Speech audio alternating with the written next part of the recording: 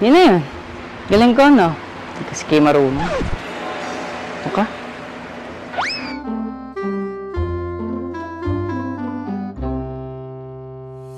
So kung tatanungin mo ako sa lahat ng mga napanood ko at kung saan ako pinaka talagang, shucks, yung moment na nakita ko in person, nung nakita ko na sinuot niya to, nung nilalakad niya to, si Parialaga talaga. Kasi na-realize ko, yung perya, nung time na yon, parang siya yun parang si John Fedeliaga yung perya. As a tao, dami niyang role sa buhay dahil may trabaho yan, kuya yan, nagka-jowa yan.